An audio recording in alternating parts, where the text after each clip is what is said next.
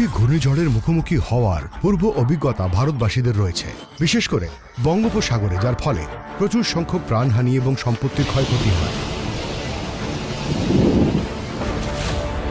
এমন একটি উল্লেখযোগ্য ঘটনা ছিল 1999 সালের সুপার সাইক্লোন, যা উড়িষ্যার উপকূলবর্তী অঞ্চলে ব্যাপক ধ্বংসালীলা চালিয়েছিল। এই ভয়ঙ্কর ঘটনা বুঝিয়ে দিয়েছিল যে তৎকালীন ঘূর্ণিঝড়ের পূর্বাভাস প্রযুক্তিটি পুরনো এবং সেটিকে উন্নত করা প্রয়োজন।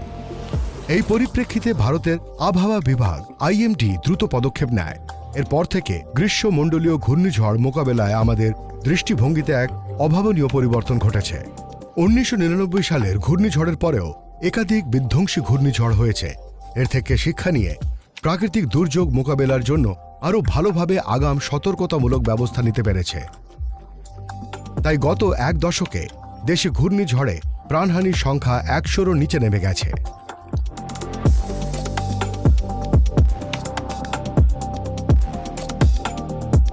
इस साइक्लोन में मौसम विभाग ने टेक्नोलॉजी का बखूबी उपयोग किया और 6 तारीख से ही ये संकेत दे दिए गए थे। जो अनुमान थे उतनी वेलोसिटी रही, जो दिशा थी अनुमानित वही दिशा रही, जो अनुमानित टाइम था वही टाइम रहा। মেট্রোলজিক্যাল ডিপার্টমেন্ট ভীষণ অ্যাকুরেট ইনফরমেশন দিয়েছে। এই ক্ষেত্রে আগাম সতর্কতা ব্যবস্থার উল্লেখযোগ্য উন্নতি লক্ষ্য করা যায়, এতে কোনো সন্দেহ নেই। বর্তমানে এই সংক্রান্ত কার্যপদ্ধতিতে আমূল পরিবর্তন এসেছে। বিশেষ করে ঘূর্ণিঝড়ের পূর্বাভাসের যথার্থতা উল্লেখযোগ্যভাবে উন্নত হয়েছে, আর সর্বোচ্চ স্তরের নির্ভুল পর্যবেক্ষণ আমাদের সমুদ্রে মাছ ধরতে যাওয়া জেলেদের আগাম সতর্ক করতে এবং যাতে তারা সময়মতো উপকূলে ফিরে আসতে পারে তাদের সেই বার্তা দেওয়ার সুযোগ করে দিয়েছে। ঘূর্ণিঝড়ের ক্ষেত্রে ভারতীয় আবহাওয়া দপ্তর IMD প্রায় 5 দিন আগে তার পূর্বাভাস দিয়ে থাকে। বিগত 4 বছর পর্যবেক্ষণ করলে দেখা যাবে IMDর পূর্বাভাসগুলি অত্যন্ত গুরুত্বপূর্ণ ভূমিকা নিয়েছে। তাদের দেওয়া পূর্বাভাস আমাদের আগাম সতর্কতা জারি করতে সাহায্য করেছে এবং উপকূল রক্ষীদের দ্রুত পদক্ষেপের ফলে সমুদ্রে প্রাণহানির সংখ্যাও শূন্যে নেমে এসেছে। জানতে আগ্রহ হয় ভারত কিভাবে এমন চিত্তাকর্ষক কৃতিত্ব অর্জন করল। আসুন দেখে নেওয়া যাক। ভারতীয় আবহাওয়া বিভাগ IMDর মহানির্দেশক ডক্টর মৃত্যুঞ্জয় মহাপাত্র আঞ্চলিক বিশেষায়িত আবহাওয়া কেন্দ্রের RSMCর প্রধান পদে থাকাকালীনই ঘূর্ণিঝড় সতর্কীকরণ পরিষেবা আধুনিকীকরণ প্রকল্পের কাজ শুরু করেছিলেন। এর পাশাপাশি 2010 সালে ভিশন 2020 বা 2020 সালে তা বাস্তবায়নের পরিকল্পনা নিয়েছিলেন। তবে এই পরিকল্পনাটিকে উন্নত করার লক্ষ্যকে সামনে রেখেই তার উদ্দেশ্য ছিল 2020-র আগেই যাতে আবহাওয়া পূর্বাভাস আগের তুলনায় 40% বেশি নির্ভুল দেওয়া যায় তা নিশ্চিত করা। ফলে মজার বিষয় হল 2020-র জন্য নির্ধারিত লক্ষ্যমাত্রা 2015 সালেই পূরণ হয়ে গিয়েছিল। তাই সাম্প্রতিক বছরগুলিতে উপকূলবর্তী অঞ্চলে আঘাত হানতে সক্ষম অতি শক্তিশালী ঘূর্ণিঝড়ের ক্ষেত্রে অত্যন্ত সঠিক পূর্বাভাস ঘোষণা করা সম্ভব হয়েছে। ভারতের সাইক্লোন ম্যান ঘূর্ণিঝড় মানব হিসেবে জনপ্রিয় ডক্টর M মহাপাত্র উত্তর ভারত মহাসাগর জুড়ে 90টিরও বেশি ঘূর্ণিঝড়ের পর্যবেক্ষণে তদারকি করেছেন। 2007 সালে শুরু হওয়া ভারতীয় আবহাওয়া বিভাগের আধুনিকীকরণ উদ্যোগের আওতায় অত্যাধুনিক প্রযুক্তি ব্যবহার করে প্রারম্ভিক সতর্কতার বিভিন্ন সরঞ্জামগুলি উন্নত করা হয়েছিল। এই আধুনিকীকরণের মধ্যে রয়েছে পর্যবেক্ষণ, মডেলিং, পূর্বাভাস, যোগাযোগ এবং প্রচারের অগ্রগতি। আগে আমরা প্রতি 3 ঘন্টা অন্তর উপগ্রহ থেকে ছবি পেতাম, আর এখন আমাদের কাছে 2টি উপগ্রহ ইনস্যাট 3D এবং ইনস্যাট 3DR সহ একটি সুসংগঠিত সিস্টেম রয়েছে, যা প্রতি 15 মিনিট অন্তর ছবি এবং তথ্য সরবরাহ করে থাকে।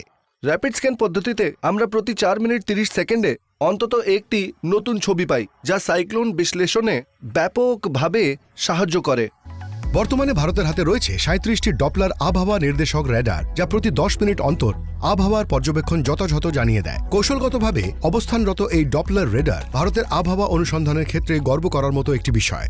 এছাড়াও রয়েছে 20টি সামুদ্রিক বয়া, 206টি পর্যবেক্ষক জাহাজ ভারতের আবহাওয়া বিভাগের এই কাজে যুক্ত রয়েছে।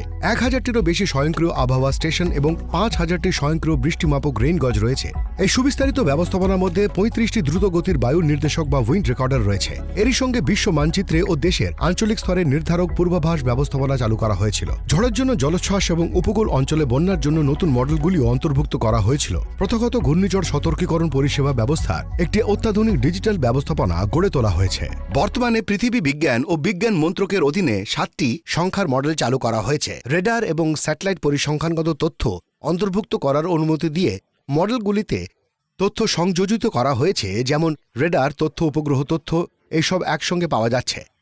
এই উদ্যোগকে সফলভাবে বাস্তবায়িত করতে 10 পেটাফ্লপস সক্ষম একটি উচ্চ ক্ষমতাসম্পন্ন কম্পিউটার ব্যবস্থাপনা চালু করা হয়েছে, যেটি আমাদের সকাল 6:30 থেকে প্রাপ্ত তথ্য প্রদানকারী মডেলগুলো চালিয়ে সকাল 9:30 নাগাদ আগামী 10 দিনের আবহাওয়ার পূর্বাভাস এবং তার ফলাফল বিবেচনা করার সুযোগ করে দেয়। এই সমস্ত প্রচেষ্টার উল্লেখযোগ্য সুফল মিলেছে। এর ফলে ঘূর্ণিঝড় সৃষ্টির পূর্বাভাস দেওয়ার সময়কাল মাত্র 1 দিন আগে নয়, 15 দিন আগে প্রসারিত করা গেছে। পর্যবেক্ষণ পূর্বাভাসের যথার্থতা উল্লেখযোগ্যভাবে প্রায় 65% উন্নত হয়েছে। স্থলভূমিতে পৌঁছানোর পূর্বাভাস 75% উন্নত করা গেছে। ঝড়ের তীব্রতার পূর্বাভাস 55%, আর ঝড়ের জন্য জলোচ্ছ্বাসের পূর্বাভাস উল্লেখযোগ্যভাবে 80% নির্ভুল করা গেছে। উল্লেখযোগ্যভাবে বলা যায় 2013 সালে ফাইলেন, 2014 সালে হুদহুদ, 2019 সালে ফানি, 2020 সালে আমফান, 2021 সালে তাও এবং ইয়াস ও 2023 সালে মোকার মতো অত্যন্ত বিধ্বংসী ঘূর্ণিঝড়গুলোর ক্ষেত্রে যে নির্দিষ্ট স্থলভূমিতে আঘাত করবে সেই ল্যান্ডফল পয়েন্টগুলোর জন্য নির্দিষ্ট করে পূর্বাভাস জানানো গেছে। আগে যখন ঘূর্ণিঝড় আঘাত করত তখন আমাদের পূর্বাভাস ব্যবস্থা ততটা উন্নত ছিল না। উদাহরণস্বরূপ বলা যায়, আমরা প্রায় 1000 কিলোমিটার পরিবেশের সুরাত এবং জাখাউয়ের মধ্যে কোথাও একটি স্থানে স্থলভূমিতে ঘূর্ণিঝড় প্রবেশ করবে সেই পূর্বাভাস দেওয়া হতো। স্থলভূমিতে প্রবেশের সঠিক সময় পর্যন্ত অনিশ্চিত থাকত। ফলে এর মোকাবিলায় সতর্কতামূলক ব্যবস্থা গ্রহণের জন্য জেলা প্রশাসনের সামনে একটি কঠিন চ্যালেঞ্জ তৈরি হতো। এরপর থেকে পূর্বাভাস দেওয়ার ক্ষেত্রে বিপুল পরিবর্তন এসেছে। ভারতের আবহাওয়া দপ্তরের পূর্বাভাস ব্যবস্থা, পদ্ধতি এবং নির্ণায়ক সরঞ্জাম বা যন্ত্রপাতির ব্যাপক উন্নতি হয়েছে। আমরা এখন অনেক আগে থেকে পূর্বাভাস দিতে পারি, আগামী সময়ে সতর্ক করতে পারি, যাতে মানুষ আগে থেকে সতর্ক হয়ে যেতে পারে। স্থলভূমিতে আঘাত করার নির্ভুল সময়, হাওয়ার বেগ, এমনকি ঝড়ের জন্য জল উচ্ছ্বাসের পূর্বাভাসগুলো অনেক আগেই দেওয়া যায়। এই অগ্রগতি বিশ্বব্যাপী বিপুল স্বীকৃতি লাভ করেছে এবং বিশ্বভরে এর খুব প্রশংসা করা হয়েছে। প্রযুক্তিগত অগ্রগতির পাশাপাশি ঘূর্ণিঝড়ের সতর্কতার জন্য নীতি পরিকল্পনা এবং স্ট্যান্ডার্ড অপারেটিং ব্যবস্থাপনায় উল্লেখযোগ্য উন্নতি হয়েছে। আগে ঘূর্ণিঝড় নিয়ে আলোচনা করার সময় আবহাওয়া বিভাগ তার পূর্বাভাস দেওয়ার জন্য পরিসংখ্যানগত মডেল এবং বিভিন্ন তথ্য ব্যবহার করত। এখন আমরা দেশের national centre for ocean information service, national centre for medium range weather forecasting এবং ইন্ডিয়ান ইনস্টিটিউট অফ ট্রপিক্যাল মেট্রোলজির মতো সংস্থাগুলির সঙ্গে একযোগে কাজ করি, যার মধ্যে প্রথমটি পরিস্থিতি বোঝার জন্য, দ্বিতীয়টি পর্যবেক্ষণের জন্য এবং শেষ দুটি মডেল তৈরির জন্য। সঠিক ও যথাযথ পূর্বাভাস দেওয়ার জন্য ভারতীয় আবহাওয়া বিভাগ আইএমডি মূল কেন্দ্র থেকে অন্য 3টি সংস্থার কাছ থেকে তথ্য নিয়ে এই কাজটি করে থাকে, যাতে আমরা আরও ভালোভাবে পূর্বাভাস দিতে সক্ষম হয়ে উঠি। স্ট্যান্ডার্ড অপারেটিং পদ্ধতির অংশ হিসেবে প্রতিটি ঘূর্ণিঝড়ের আগে সব প্রস্তুতি চূড়ান্ত করার জন্য ঘূর্ণিঝড় পূর্ব অনুশীলন সভা অনুষ্ঠিত হয়। নিয়মিত বর্ধিত পরিসরের খবর দেওয়া হয়, যা ঘূর্ণিঝড় সৃষ্ট হওয়ার সম্ভাবনা নির্দেশ করে।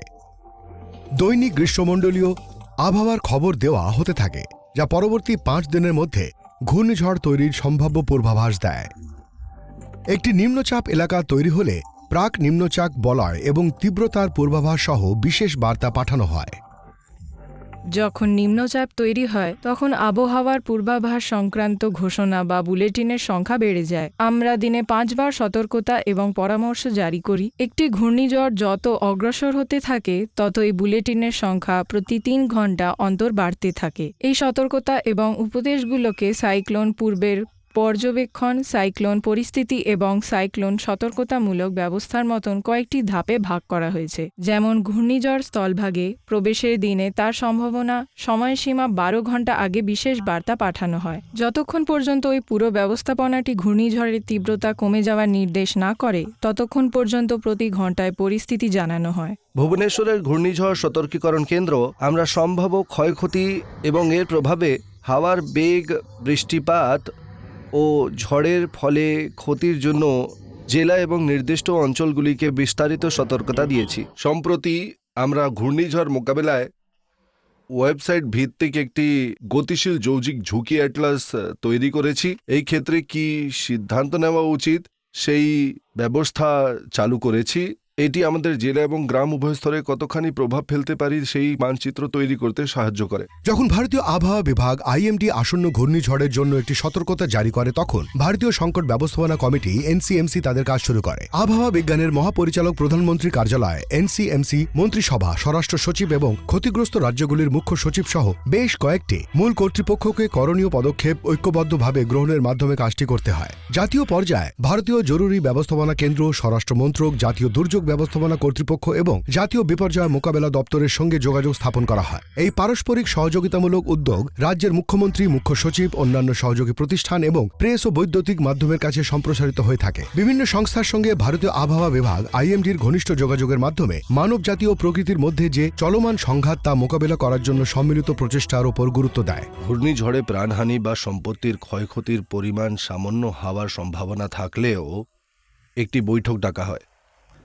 এবং এনসিএমসি যা করে তা হল সকল সংযোগকারী প্রতিষ্ঠান, সংশ্লিষ্ট মন্ত্রক এবং প্রতিষ্ঠানগুলিকে একত্রিত করে এবং একটি সরকারি রূপরেখা তৈরি করা হয় যা জীবন ও সম্পত্তির ক্ষতি কমাতে বা এড়াতে সহায়ক হয়, যেটা খুব গুরুত্বপূর্ণ। তবে মূল লক্ষ্য হল কোনো প্রাণহানি যাতে না ঘটে তা নিশ্চিত করা বা কমানো। সম্প্রতি অনেক ঘূর্ণিঝড়ে আমরা ক্ষয়ক্ষতি কমাতে এবং জরুরি পরিষেবাগুলি পুনরায় দ্রুত চালু করতে সক্ষম হয়েছি। 2021 সালে ঘূর্ণিঝড় তাউতের ঘটনাটি উদাহরণ হিসেবে ধরা যাক। এটি 6 মে তৈরি হয়েছিল। আমরা এই সময়ই একটি আগাম পূর্বাভাস জারি করি। 17 মে লাক্ষাদ্বীপের কাছে আরব সাগরে যখন একটি নিম্নচাপ অক্ষরেখা তৈরি হলো তখনই আমরা প্রথম প্রেস বিজ্ঞপ্তিটি প্রকাশ করি। পর 14 মে আমরা সাইক্লোনের পূর্বাভাস জারি করি। তারপর আমরা ঘূর্ণিঝড়ের সতর্কতা জারি করি। 16 মে ঘূর্ণিঝড়ের সতর্ক বার্তা জারি হয়। ঘূর্ণিঝড় তাউতে 17 মে রাতে সমুদ্র উপকূল পেরিয়ে স্থলভূমিতে আছড়ে পড়ে। স্বভাবতই পশ্চিম উপকূলবর্তী রাজ্যগুলি এর মোকাবিলায় প্রস্তুতির জন্য অনেকখানি সময় পায়। বিশেষ করে গুজরাট, দমন ও দিউ ঘূর্ণিঝড়ের মোকাবেলার প্রাথমিক ক্ষেত্রগুলিকে পর্যাপ্তভাবে প্রস্তুত করার জন্য সুবিধা হয়েছিল বেশি সময় হাতে পাওয়ায়। 6 মে থেকে প্রতি 3 ঘন্টা অন্তর ঘূর্ণিঝড়ের অবস্থান এবং 10 ঘন্টা অন্তর দুর্যোগ মোকাবিলা ব্যবস্থাপনা ক্ষেত্রকে মিডিয়া, সাধারণ নাগরিক এবং উপকূলবর্তী অঞ্চলের দায়িত্বপ্রাপ্ত ক্ষেত্রগুলিকে অনলাইনে ও অফশোরে অপারেশন, ইন্ডাস্ট্রি এবং আরও অনেকের কাছে ক্রমাগত সর্বশেষ পরিস্থিতি পর্যবেক্ষণ পাঠানো হয়েছে। 2021-এর 11 মে আরব সাগরের ওপর তৈরি ঘূর্ণিঝড়ের বিষয়ে গুজরাট সরকারের মুখ্য সচিব সহ সরকারের উচ্চস্তরে জানানো হয়েছিল যে আরব সাগরে একটি ঘূর্ণিঝড় তৈরির সম্ভাবনা দেখা দিয়েছে। গুজরাটের মাননীয় মুখ্যমন্ত্রী ভারতীয় আবহাওয়া বিভাগ আইএমডি থেকে ঘূর্ণিঝড়ের সতর্কতা পাওয়ার পরেই এর মোকাবিলায় প্রয়োজনীয় প্রস্তুতি নেওয়ার পর্যালোচনা করেন যাতে প্রাণহানি ও সম্পত্তির ক্ষয়ক্ষতি যতদূর সম্ভব কমানো যায়। ভারতীয় আবহাওয়া বিভাগ আইএমডি 1990-এর দশক থেকে জেলা পর্যায়ে আবহাওয়ার প্রভাব ভিত্তিক পূর্বাভাস চালু করলেও তাদের সীমাবদ্ধতা ছিল। এই সমস্যাগুলির সমাধানের জন্য ভারতীয় আবহাওয়া বিভাগ আইএমডি একটি জিআইএস প্ল্যাটফর্মের মাধ্যমে গ্রীষ্মমণ্ডলীয় ঘূর্ণিঝড়ের বিপদ আনুমানিক চিত্র, দুর্বল ক্ষেত্র বিশ্লেষণ, প্রভাব এবং ঝুঁকি মূল্যায়নের ক্ষেত্রে একটি গতিশীল প্রভাবভিত্তিক পূর্বাভাস চালু করেছে। জাতীয় বিপর্যয় মোকাবেলা অথরিটি আইএমডি এবং আইএনসিওআইএস সহ অন্যান্য সংশ্লিষ্ট রাজ্য এবং কেন্দ্রীয় সংস্থাগুলির সহযোগিতায় শুরু হওয়া এই ব্যবস্থাপনাটি 2021 সাল থেকে চালু হয়েছে। আমরা কেবল বাতাসের গতি ও ঝড়ের তীব্রতা আন্দাজ করি না, তার সম্ভব প্রভাবগুলি কি কি হতে পারে তাও আমরা পূর্বাভাস দিয়ে থাকি। ওয়েবডিসিআরএ একটি ঘূর্ণিঝড় বা বন্যার মতো দুর্যোগের তথ্য সংগ্রহ করে এবং তার প্রভাব কতখানি এবং দেখে যে তাদের দুর্বলতা কতখানি, যেমন জনবসতি, বাড়িঘর, স্কুল, হাসপাতাল, সেতু, টেলিকম নেটওয়ার্ক এবং রাস্তাগুলি যেগুলি সাইক্লোনের সম্ভাব্য এলাকার মধ্যে রয়েছে, এবং সেগুলির পরীক্ষা করে। এই পদ্ধতিটি কোনো গ্রাম বা ওয়ার্ড স্তরে সম্ভাব্য ক্ষয়ক্ষতি অনুমান করতে পারে। সেটি পরিমাণগত এবং আর্থিক মূল্যের দিক থেকেও করা যায়। এই ক্ষতির পূর্বাভাস দুর্যোগ ব্যবস্থাপনাকারীদের একটি ঘূর্ণিঝড় স্থলভূমিতে আঘাত করার আগে কতখানি আর্থিক ক্ষতির ঝুঁকি নিতে হতে পারে সেই বিষয়ে সিদ্ধান্ত নিতে সহায়তা করে। ভারতীয় আবহাওয়া বিভাগ আইএমডি 1990-এর দশক থেকে অনেক বেশি উন্নত হয়েছে। তখন ঘূর্ণিঝড়ের তথ্য বিভিন্ন দপ্তরের কাছে পৃথকভাবে প্রাথমিক পর্যায়ে পাঠানো হতো, আর আজকের ঘূর্ণিঝড়ের সতর্কতা বিভিন্ন চ্যানেলের মাধ্যমে প্রচার করা হয়, যেমন telephone, fax, email, MMS, global telecom system, WMO information system, all India radio, FM এবং কমিউনিটি রেডিও, টেলিভিশন, প্রিন্ট ও electronic media, press briefing, press release, এমনকি সোশ্যাল মিডিয়াতেও তথ্য দেওয়া হচ্ছে। এখন আমরা SMS এর মাধ্যমে সতর্ক বার্তা শুধু সরকারের কাছে নয়, জনগণের কাছেও সরাসরি পৌঁছাতে শুরু করেছি। এই পদক্ষেপ এর মাধ্যমে লক্ষ লক্ষ মানুষের কাছে বার্তা পাঠানো সম্ভব হচ্ছে। আমরা লক্ষ লক্ষ SMS এর মাধ্যমে বার্তা পাঠিয়েছি। এখন আমরা যৌথ সতর্কতা বা কমন অ্যালার্টিং প্রোটোকল চালু করেছি। এটি এমন একটি ব্যবস্থাপনা যেখানে বিভিন্ন সংস্থা ক্ষতিগ্রস্ত এলাকার লোকজনকে সতর্ক বার্তা পাঠাতে সাহায্য করে। এই ব্যবস্থাপনাটি এতটাই নির্ভুল হয়ে উঠেছে যে এটি বিপর্যয় ঘটতে পারে এমন জায়গায় বসবাসকারী ও সেই অঞ্চল দিয়ে যারা যাতায়াত করেন সকলকেই মোবাইলে এই সতর্ক বার্তা পৌঁছে দিচ্ছে। আমরা সময়ের সাথে তাল মিলিয়ে এই ব্যবস্থাপনাটিকেও প্রতিনিয়ত উন্নত করছি। এই ক্যাপস পোর্টালের মাধ্যমে আমরা এখনো পর্যন্ত প্রায় 19 মিলিয়ন SMS বার্তা পাঠিয়েছি। অতীতে সময় মতন ঘূর্ণিঝড় সতর্কতা বার্তা দেওয়ার জন্য প্রযুক্তিগত ব্যবস্থা যথেষ্ট উন্নত ছিল না, যার ফলে অসংখ্য প্রাণহানি ঘটত। IMDকে অনেক ধন্যবাদ জানাই, কারণ আগে আমরা ঘূর্ণিঝড়ের সময়ে অসহায় ও সমর্থহীন হয়ে থাকতাম, কিন্তু এখন আমরা আগে সতর্ক বার্তা পেয়ে যাই। ভারতের আবহাওয়া বিভাগ আইএমডির সঠিক সময়ে সঠিক সতর্কবার্তার জন্য কেন্দ্র, রাজ্য ও জেলা এই 3 স্তরের দুর্যোগ মোকাবেলায় নিয়োজিত প্রতিষ্ঠানগুলির সক্রিয় সমন্বয় তৈরি হয়। এর জন্য আইএমডিকে ধন্যবাদ জানাই। আর এই সঠিক সময়ে আগাম সতর্কবার্তা দেওয়ার কারণে মানুষকে বিপদসংকুল স্থান থেকে আগেই সরিয়ে নেওয়া এবং প্রাণহানি যাতে না ঘটে তা নিশ্চিত করার ফলে সরকারের খরচ অনেক কমানো গেছে। ভারতের আবহাওয়া বিভাগ শুধুমাত্র দেশে ঘূর্ণিঝড়ের সতর্কতা প্রদান করে না, বরং বঙ্গোপসাগর এবং আরব সাগরের আশেপাশের সমস্ত দেশে তারা এই আবহাওয়া সতর্কতা পরিষেবা দিয়ে থাকে। এটি গ্রীষ্মমণ্ডলীয় ঘূর্ণিঝড়ের জন্য একটি বিশেষ আঞ্চলিক আবহাওয়া কেন্দ্র হিসেবে কাজ করে। আমরা ভারত মহাসাগরের উত্তর অঞ্চলের 13টি দেশকে এই ব্যাপারে সাহায্য করি। প্রাথমিকভাবে গ্রীষ্মমণ্ডলীয় ঘূর্ণিঝড়ের গঠন, তীব্রতা এবং গতিপথ সম্পর্কিত। ঘূর্ণিঝড় মোচা এবং 14 মে বিকেলে মায়ানমার এবং দক্ষিণ পূর্ব বাংলাদেশের উপকূল জুড়ে ঘন্টায় 180 থেকে 200 কিলোমিটার গতিতে বয়ে যায়। ভারতীয় আবহাওয়া বিভাগ প্রথম 27 এপ্রিল এটির উৎপত্তিকে লক্ষ্য করে। 4 মেতে নয়াদিল্লির আঞ্চলিক আবহাওয়া বিভাগ RSMC পূর্বাভাস দিয়েছিল যে এটি ঘূর্ণিঝড়ে পরিণত হবে। 8 মে ভারতীয় আবহাওয়া বিভাগ পূর্বাভাস দিয়েছিল যে একটি নিম্নচাপ এলাকা তৈরির কারণে 14 তারিখ মায়ানমার এবং বাংলাদেশের উপকূলে এটি আছড়ে পড়বে। 15 মে মায়ানমারে ঘূর্ণিঝড়টি দুর্বল না হওয়া পর্যন্ত উভয় দেশের জন্য প্রতিনিয়ত সর্বশেষ তথ্য প্রাপ্ত জানানো হয়েছে। ভারতীয় আবহাওয়া বিভাগের তরফে দেওয়া পূর্বাভাস পরিসংখ্যানগুলিতে স্পষ্ট হয় ঝড়ের তীব্রতার, অভিমুখ, গতিবেগ এবং স্থলভাগে আছড়ে পড়ার পূর্বাভাস কতখানি অব্যর্থ ছিল। স্থলভাগে আছড়ে পড়ার পূর্বাভাস মায়ানমার ও বাংলাদেশে প্রাণহানি কমাতে বিশেষ গুরুত্বপূর্ণ ভূমিকা পালন করেছে। নতুন দিল্লির RSMC ধারাবাহিকভাবে এই অঞ্চলের জন্য গ্রীষ্মমণ্ডলীয় ঘূর্ণিঝড়ের উৎপত্তি, তীব্রতা ও স্থলভাগে আটকে পড়া ও ঝড়ের ঢেউয়ের তথ্যের পূর্বাভাস দিয়ে থাকে। এই উচ্চমানের ঘূর্ণিঝড় সম্পর্কিত তথ্য সহযোগিতা দুর্যোগ মোকাবিলায় 13টি সদস্য দেশকে উপকৃত করছে। সম্প্রতি মায়ানমারের ওপর ঘূর্ণিঝড় মোচা 14 মে উপকূলে আছড়ে পড়ে।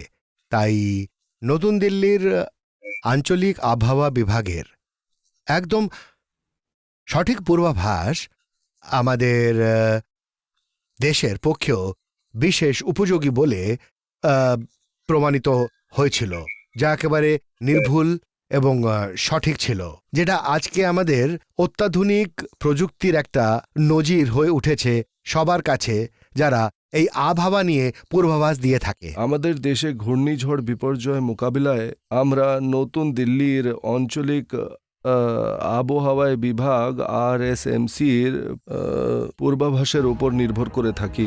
অতীতেও বহুদিন ধরেই ভারতীয় আবহাওয়া বিভাগ IMD প্রতিবেশী দেশগুলিকে সক্রিয়ভাবে সহায়তা দিয়ে আসছে এবং এই সহযোগিতার ফলে ওই 13টি WMO, এসকেপ, ESCAP প্যানেলের অন্তর্ভুক্ত সদস্য দেশগুলিতে প্রাণহানির সংখ্যা উল্লেখযোগ্য হারে কমেছে। ঘূর্ণিঝড় সতর্কীকরণ পরিষেবার উন্নতির জন্য ভারতের আবহাওয়া বিভাগের অগ্রগতি বিশ্বব্যাপী স্বীকৃতি অর্জন করেছে। তার প্রশংসনীয় উদ্যোগগুলি রাষ্ট্রসংঘ, WMO, এসকেপ প্যানেলগুলি, দেশগুলি, গণমাধ্যম এবং তার সঙ্গে ভারতের মাননীয় প্রধানমন্ত্রী, স্বরাষ্ট্রপতি, সাংসদীয় স্থানীয় কমিটি এবং ভারতীয় বিজ্ঞান কংগ্রেসের মতো বিশিষ্ট ব্যক্তি ও প্রতিষ্ঠানের কাছে অভিনন্দন পেয়েছে। ভারতের ঘূর্ণিঝড় সতর্কতা পরিষেবায় 100টি নতুন উদ্ভাবন যুক্ত হওয়ায় স্বাধীনতা পরবর্তীকালে ভারতের এই ব্যবস্থাপনা একটি বিশেষ স্থান অর্জন করেছে। যদিও প্রাণহানি কমানোর ক্ষেত্রে উল্লেখযোগ্য অগ্রগতি হয়েছে, কিন্তু সম্পত্তির ক্ষয়ক্ষতি কমানোর চ্যালেঞ্জটি থেকেই গেছে। ভারতীয় আবহাওয়া বিভাগ ও কেন্দ্রীয় সরকার সম্পত্তির ক্ষয়ক্ষতি কমাতে সক্রিয়ভাবে অত্যাধুনিক ব্যবস্থা চালু করেছে। এগুলির মধ্যে রয়েছে ঘূর্ণিঝড় সৃষ্ট সম্ভাবনার আগাম পূর্বাভাস, চাষি, জেলে ও বিভিন্ন নির্ভরশীল উপভোক্তাদের জন্য আগামী 15 দিনে কী প্রভাব পড়তে পারে তার পূর্বাভাস, উপকূলবর্তী শহর, কলকারখানা, বন্দর এবং পরবর্তী পরিস্থিতি অনুসন্ধানের জন্য প্রয়োজনীয় পূর্বাভাস দেওয়া, এবং সবচেয়ে উল্লেখযোগ্য ব্যাপার হল যে দুর্যোগ মোকাবিলায় সক্ষম পরিকাঠামো উন্নত করে তোলে। ডক্টর মৃত্যুঞ্জয় মহাপাত্রের ভিশন 2023-এর লক্ষ্য এটিকে আরও এগিয়ে নিয়ে যাওয়া। এর উদ্দেশ্য 2030 সালের মধ্যে এই দক্ষতা যাতে আরও 10 থেকে 20% বাড়ানো যায়। ঘূর্ণিঝড় প্রতিরোধ সক্ষম পরিকাঠামো গড়ে তোলা প্রয়োজন। ভূমিকম্প হোক বা ঘূর্ণিঝড়, সেই পরিকাঠামো উন্নত করা অপরিহার্য। এর জন্য পরিকাঠামো উন্নত মানের করে তোলা এবং যথাযথ ব্যবস্থাপনা নেওয়া খুব প্রয়োজন। ভারত বিভিন্ন দেশের সঙ্গে জয়েন্ট সহযোগিতা বিনিময়ের মাধ্যমে বিপর্যয় প্রতিরোধকারী পরিকাঠামো CRDI গড়ে তোলার উদ্দেশ্য নিয়েছে, যাতে আমার হিসেবে 13টি দেশ যুক্ত হয়েছে। তাদের মাধ্যমে একে অপরের সঙ্গে চিন্তা ও ভাবনার বিনিময় ঘটানো, সেগুলির সর্বোত্তম প্রয়োগ, আগাম সতর্কতা ব্যবস্থা এবং দেশের সক্ষমতা বাড়ানোর মাধ্যমে সহযোগিতা নিশ্চিত করেছে। যে কোনো দুর্যোগের আগাম সতর্ক বার্তা দেওয়া ভারতীয় আবহাওয়া বিভাগের প্রধান দৃষ্টিভঙ্গি এবং কৌশল। তা শুধু ভারতের জন্য নয়, সমগ্র অঞ্চলকে এর মধ্যে অন্তর্ভুক্ত করা, যার মূল হল ঘূর্ণিঝড়ের কারণে হতাহতের সংখ্যা নির্মূল করা এবং ক্ষয়ক্ষতির পরিমাণ যতদূর সম্ভব কমানো। এই উদ্দেশ্য নিয়ে কাজ করে চলেছে ভারতীয় আবহাওয়া বিভাগ।